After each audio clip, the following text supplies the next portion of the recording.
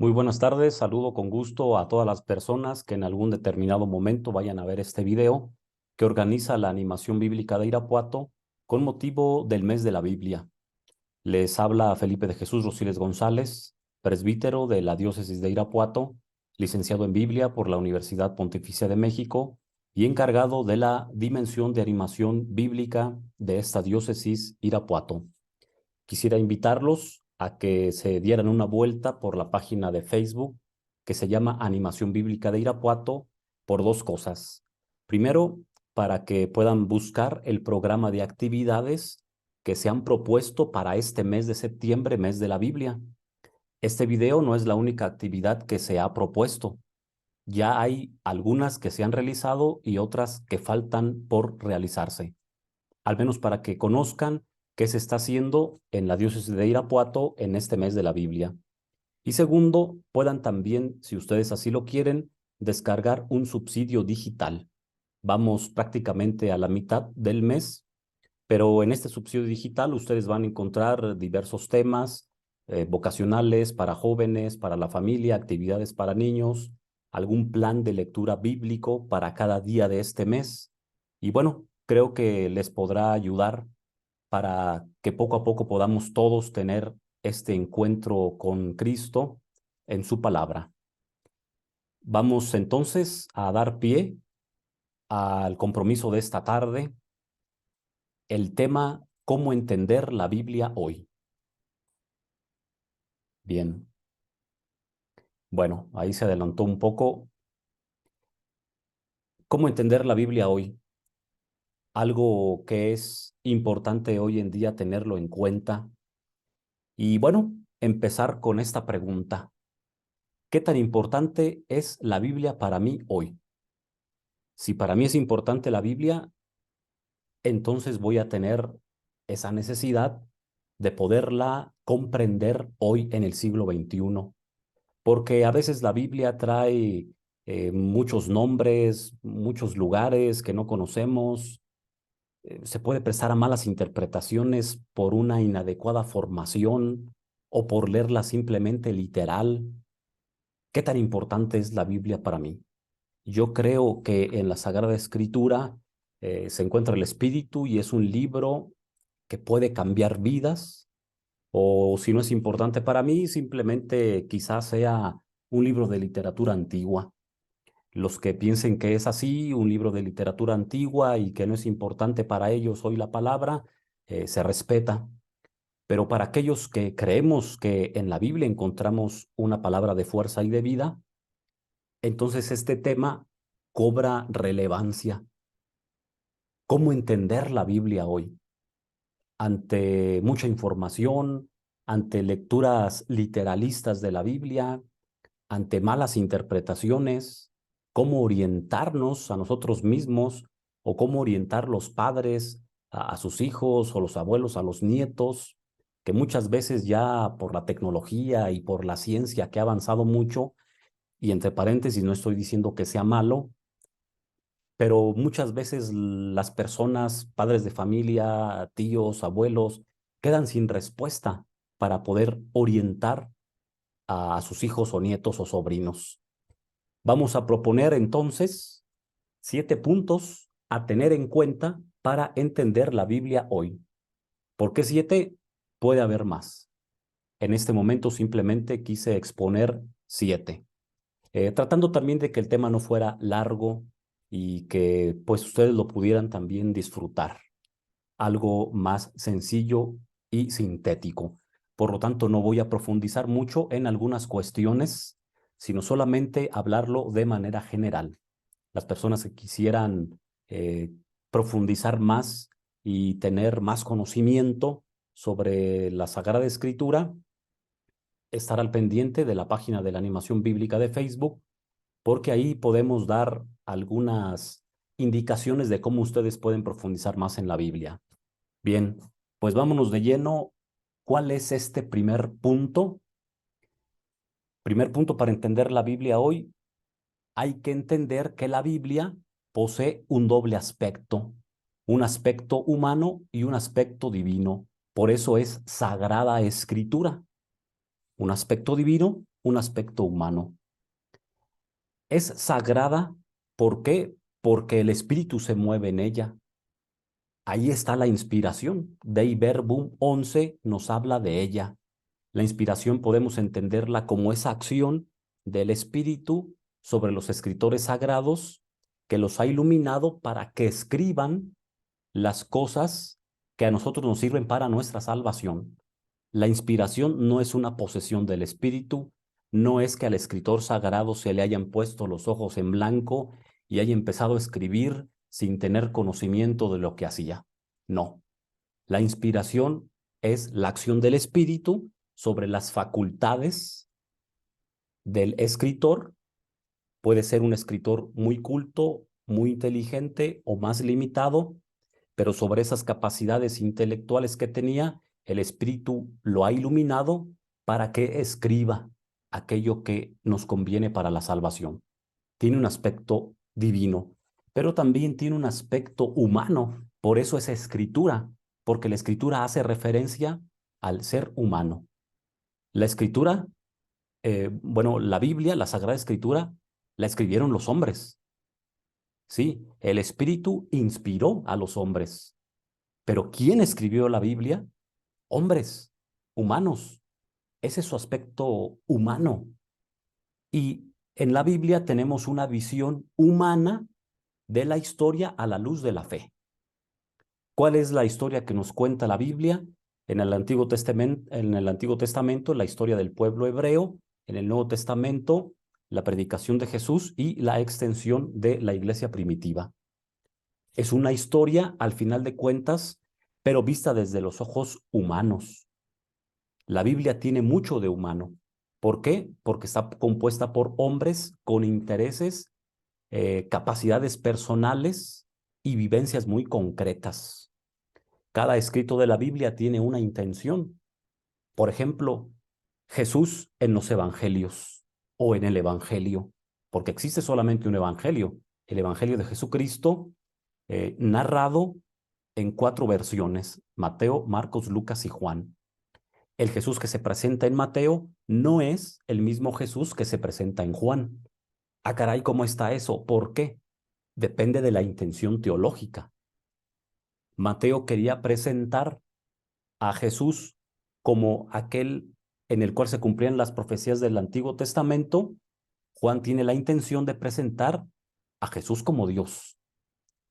Así que, bueno, son diversas las teologías que hay en cada libro.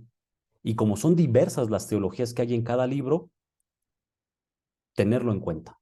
La Biblia tiene un aspecto divino y un aspecto humano. Se habla de la lección divina. ¿Quién no ha hecho lección divina? Y si yo les preguntara, ¿conocen la lección humana? ¿Han escuchado eso, que hay una lección humana? Bien, antes de la lección divina se tendría que hacer una lección humana para tener una correcta interpretación. Muchas veces pensamos que la Biblia es un libro caído del cielo y la Biblia no es un libro caído del cielo.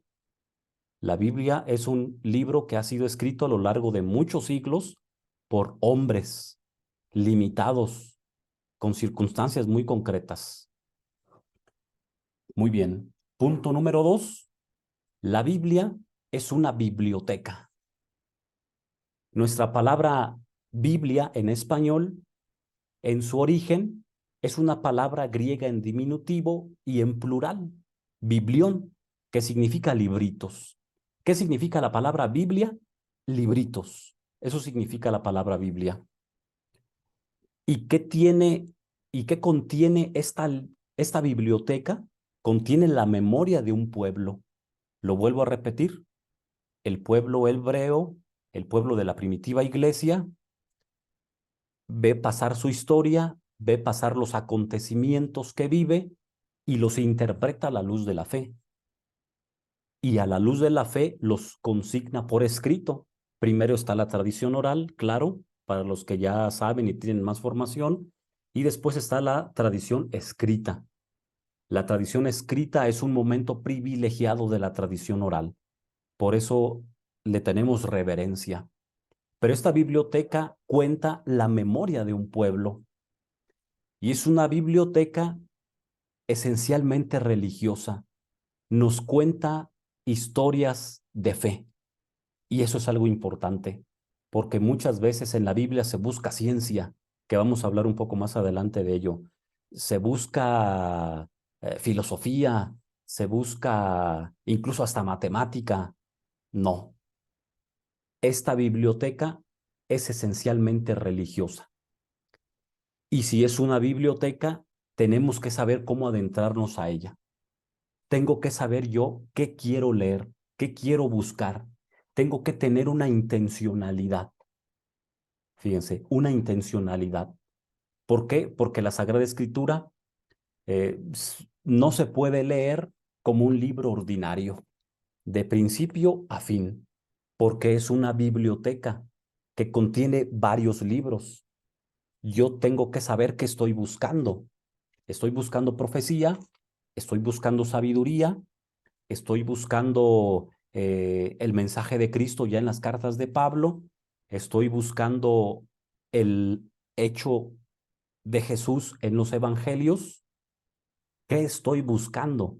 Yo creo que todos en nuestra casa tenemos una pequeña librería o una pequeña biblioteca más bien, en donde tenemos a lo mejor los libros de Harry Potter, tenemos revistas de espectáculos, tenemos libros de la universidad. Si yo quiero leer mi pequeña biblioteca, yo tengo que saber qué quiero leer. No puedo leerla en orden, porque probablemente el primer libro en mi biblioteca sea una revista de espectáculos. Y a mí no me interesan una revista de espectáculos. A lo mejor a mí me interesa buscar una receta de cocina o buscar algo que hable sobre física. Lo mismo es la Biblia.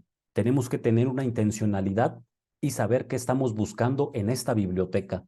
Cuando no tenemos una intencionalidad, nos perdemos y nos cuesta más trabajo comprenderla. Punto número 3. La historia de la Biblia es teológica.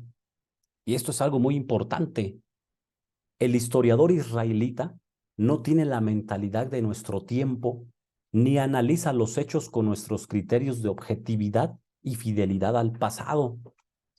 A partir de la Ilustración, que surgieron y se le dio impulso a varias ciencias y a la razón, se empezó a tener criterios de historicidad muy concretos, muy objetivos, muy críticos y analíticos. Fecha, hora, lugar, día, acontecimiento. Pero la historia antigua no es así. No tiene los mismos criterios de objetividad, como dice ahí el párrafo. No analiza los hechos con la objetividad que hoy nosotros en el siglo XXI tenemos. Y por eso pueden surgir algunas cuestiones en donde se dice el diluvio sucedió o no sucedió, el éxodo sucedió o no sucedió, es histórico o no es histórico. En algunos círculos académicos se pueden dar estas polémicas y no solamente en círculos académicos, sino también en círculos poco informados. Y queremos medir la historia antigua como medimos la historia moderna y no se puede. La historia antigua tiene otros criterios y la historia moderna tiene otros. Las historias de la Biblia son teológicas. Eso es algo que hay que tener en cuenta. Los autores o redactores han dedicado un enorme esfuerzo a recopilar los datos del pasado, porque tampoco es que se hayan inventado cosas, pero los ofrecen desde un punto de vista teológico. ¿Qué quiere decir esto? Con un mensaje que transmitir y unas ideas que inculcar. Es decir, la historia que se me está contando en la Biblia es una historia de salvación.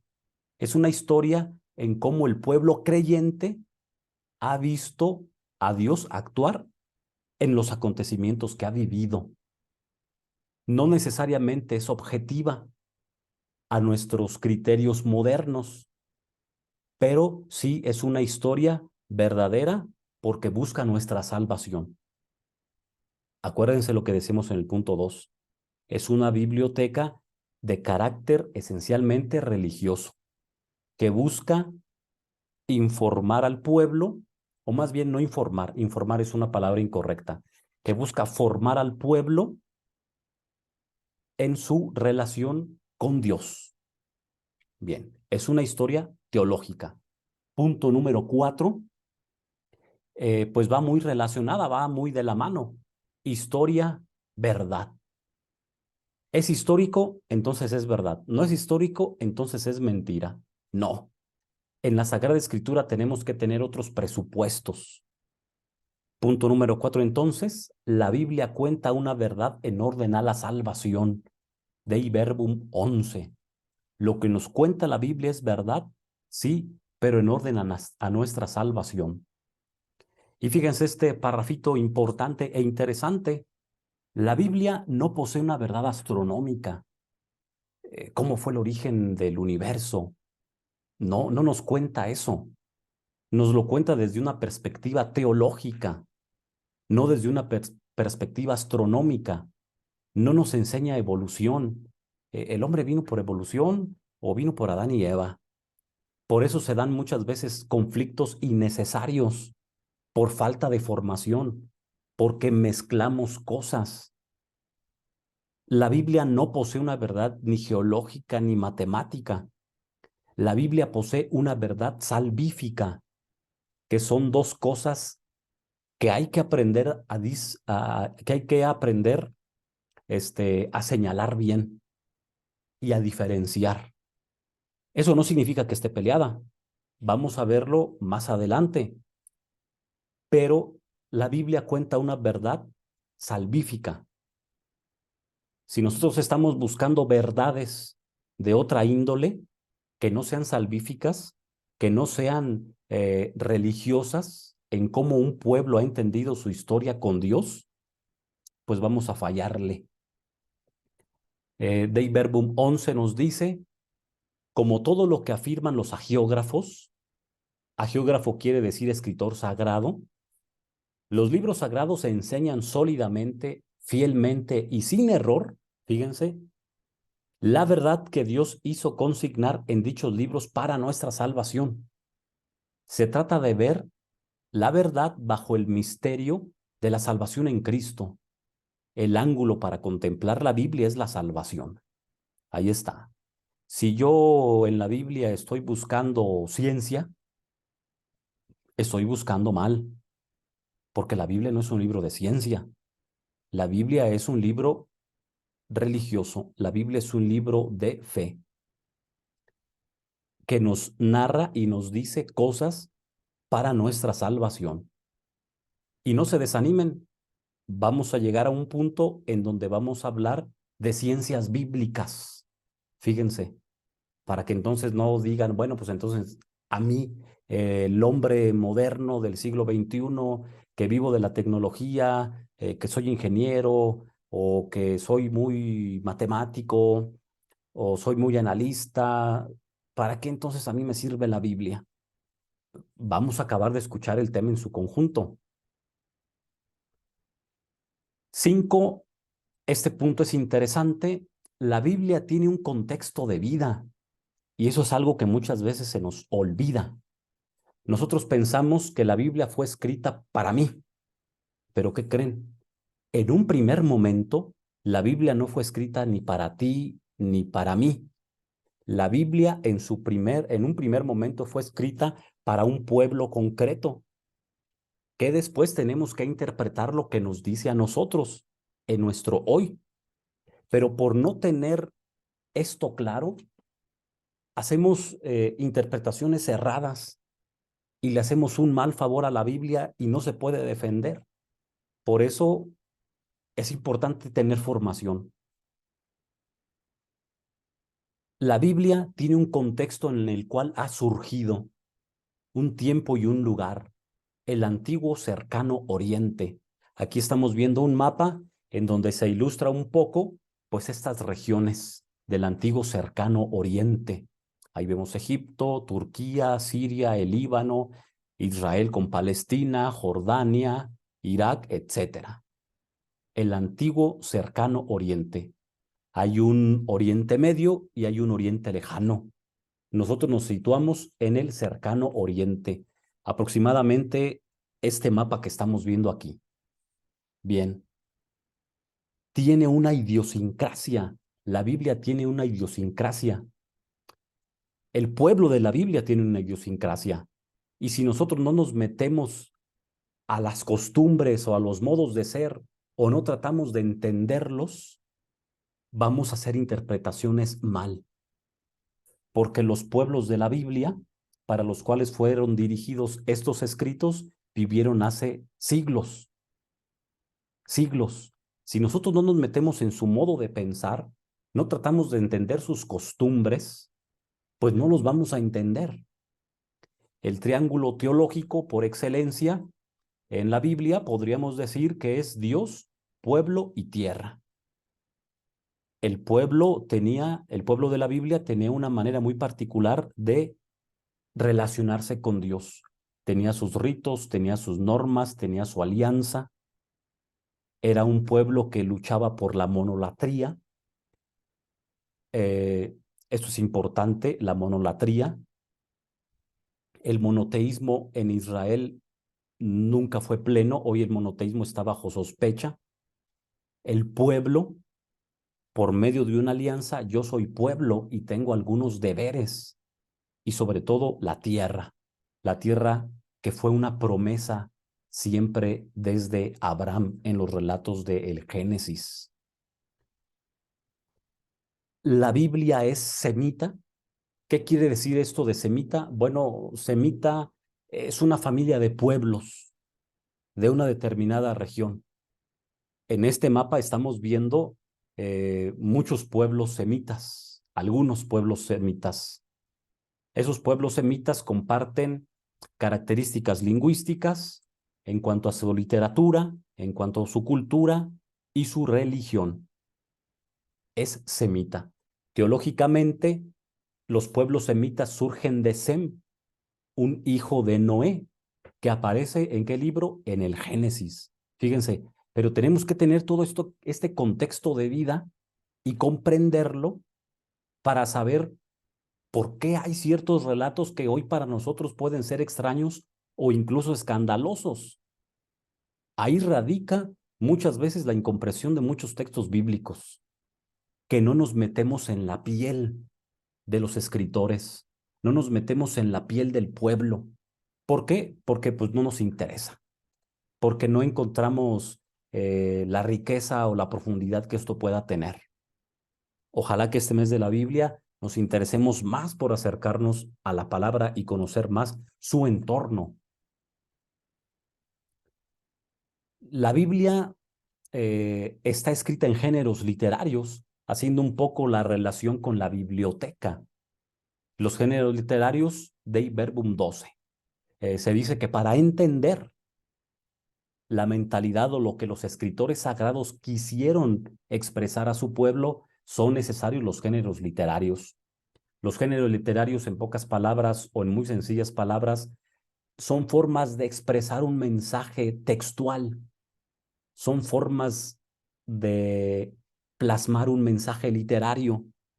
Un ejemplo para entender los géneros literarios, por ejemplo, puede ser un periódico de hoy en día. En un periódico encontramos noticias de deportes, noticias sociales, noticias nacionales, noticias de economía, noticias policíacas. Cada sección, digamos que es un género literario. Es un ejemplo más o menos para ir comprendiendo. Muy bien. Entonces, algunos pudieran decir, bueno, si estos textos están tan lejanos a nosotros, ¿nos tienen hoy algo que decir a nosotros? ¿Personas del siglo XXI? Claro que sí. Para eso existe y está la hermenéutica. La hermenéutica como un arte para interpretar los textos y actualizar el mensaje. Hace unos minutos les dije, la Sagrada Escritura no fue escrita en un primer momento para ti ni para mí, sino para un pueblo que vivía en esta región. Por eso es importante la lección humana antes que la lección divina, para entender el contexto humano. Y por eso el punto 1, la Biblia tiene dos aspectos, el divino y el humano. Hay que prestarle más atención al aspecto humano porque muchas veces el aspecto humano se descuida, no se atiende. Ahora sí, una vez que he comprendido qué quiere decir qué le quiso decir algunos textos de la Biblia o los textos de la Biblia al pueblo para el cual fue escrito, en un proceso de actualización, como la palabra es viva y tiene el espíritu que transforma los corazones, en un ejercicio de actualización, puedo descubrir qué mensaje Dios tiene para mí. Muy bien. Punto número 6, esto es importante, la Biblia no está en contra de las ciencias. Cuando se ha pensado que la Biblia ha estado en contra de las ciencias, es porque se han confundido áreas, es porque se han mezclado diferentes presupuestos que no se tienen que hacer. Por ejemplo, aquí estamos y decimos, hay que distinguir entre verdades científicas y verdades religiosas. Fíjense, verdades científicas y verdades religiosas. Una verdad científica es objetiva. Una verdad religiosa nos enseña cosas como el hombre ha entendido su relación con Dios. Y no hay ningún conflicto de la una con la otra. La evolución, ¿existe la evolución? Claro que existe la evolución. Es un hecho científico y comprobable la evolución. Pero entonces, ¿por qué se dice en el Génesis que Adán y Eva? Porque esa es una verdad religiosa. El pueblo hebreo quiso expresar por medio de una parábola catequética cómo se imaginó el origen del ser humano. Es una verdad religiosa. ¿De dónde venimos? De Dios. La ciencia se ha preguntado esta cuestión durante mucho tiempo, ¿de dónde venimos? Pero yo creo que hay que distinguir. La ciencia nos dice el cómo. La religión nos dice el de dónde, que son dos cosas diferentes. Pero por tratar de mezclarlas, acabamos diciendo cada barbaridad, ¿no? Y desacreditamos en algún momento grave a la ciencia o en algún momento desacreditamos también a la Sagrada Escritura. Cuando, como decía el Papa San Juan Pablo II, la fe y la razón son como dos alas del espíritu que vuelan y que no deben de estar en conflicto. ¿Por qué han estado en conflicto? Porque ha habido malas interpretaciones. Y ahorita vamos a poner un ejemplo. Presupuestos diferentes que se deben de respetar y no mezclar. Yo como persona religiosa, yo no soy nadie para rebatirle a un científico que ha estudiado medicina, astronomía, biología, porque él es el experto. El científico, pues tampoco va a poder venir a darme clases de teología porque él no estudió teología. Cada quien podemos complementarnos, pero respetando siempre nuestros campos para evitar conflicto. Y quise poner el caso de Galileo Galilei, el clásico ejemplo de conflicto entre ciencia y religión, entre Biblia y ciencia. Ustedes saben la historia, ¿para qué contarla? En el siglo XVII, Galileo fue condenado por una obra que escribió, Los Diálogos, diálogos sobre los sistemas del mundo. ¿Y cuáles eran esos dos sistemas? Dos, el copernicano y el de Ptolomeo. Ptolomeo decía que la Tierra era el centro del universo y que todo giraba en torno a ella. Galileo tomó la postura de Copérnico, en la cual él apelaba por el heliocentrismo, el sol que está en el centro. ¿Cuál fue el conflicto? Una mala interpretación de un pasaje bíblico, Josué 10, 12, 14. Si ustedes tienen tiempo, busquen este pasaje y leanlo detenidamente, pueden pausar el video y regresarlo. Josué 10, 12, 14. Detente sol en Gabaón y tú luna en el valle de Ayalón. Las autoridades religiosas interpretaron que si Josué le había dicho al sol que se detuviera, el sol estaba moviéndose y la Tierra tendría que estar fija. ¿Se dan cuenta? Cómo mezclar una realidad con otra trae conflicto. El 31 de octubre de 1992, el Papa San Juan Pablo II, ante la Pontificia Academia de las Ciencias, reivindicó a Galileo.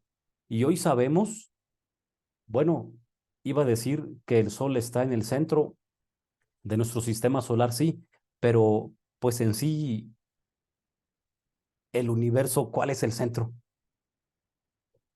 El universo es enorme y hoy podemos decir que incluso todo se mueve, ¿no?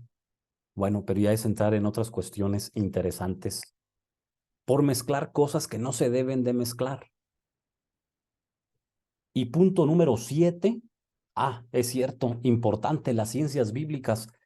Eh, Tanto es hoy que los académicos serios saben que estos campos se deben de respetar una verdad con la otra, que incluso se habla hoy de ciencias bíblicas. No sé si ustedes han escuchado eso. Las ciencias bíblicas, ciencias objetivas que se han puesto al servicio de la Sagrada Escritura para conocer mejor su mensaje.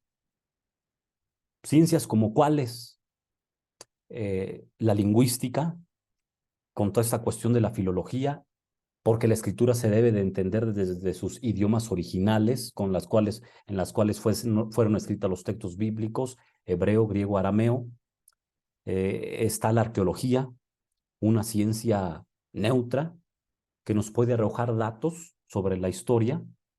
Está la geografía, está la historia, está la orientalística, aquello que se dedica al estudio de las cuestiones del Oriente.